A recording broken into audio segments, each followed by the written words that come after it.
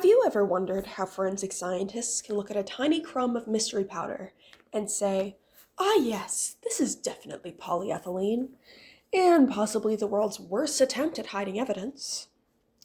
Well, grab your virtual lab coat because today we're diving into the colorful, wiggly, and wonderfully nerdy world of forensic infrared spectroscopy.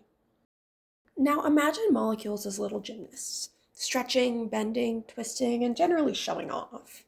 Now, infrared light comes along like a coach saying, "Let me see those stretches!" When molecules absorb IR light, they vibrate in very specific ways. These vibrations depend on the types of atoms, the bonds between them, and how heavy they are. And because every molecule vibrates differently, their infrared absorption pattern is like a molecular fingerprint. No two are exactly alike, just like real fingerprints. Unless you're an identical twin, in which case, sorry, science still wins there.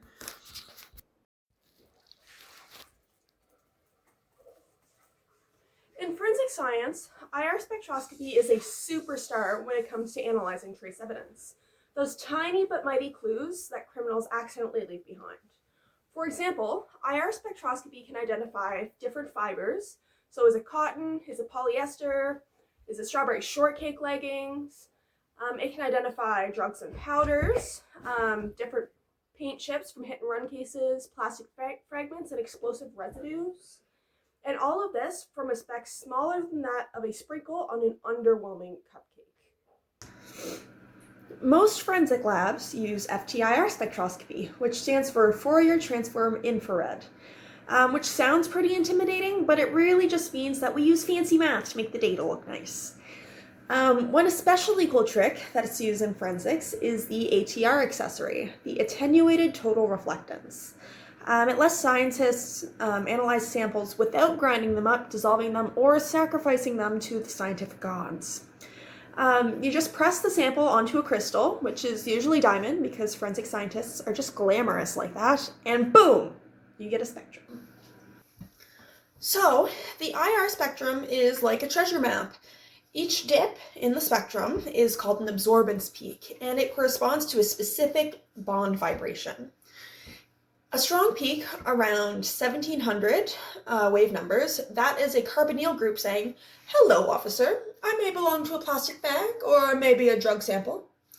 And a peak around 3300 wave numbers is probably an OH stretch, meaning you've got an alcohol or water, or possibly someone spilled kombucha on the evidence.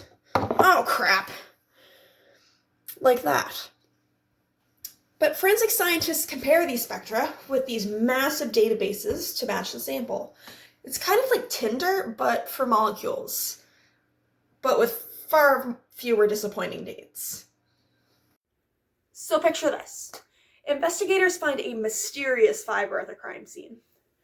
IR analysis shows a perfect match to a specific type of polyester used only in a limited run strawberry shortcake outfit. Boom! Suspect identified. IR spectroscopy saves the day again. You're under arrest, Missy. Give me your hands.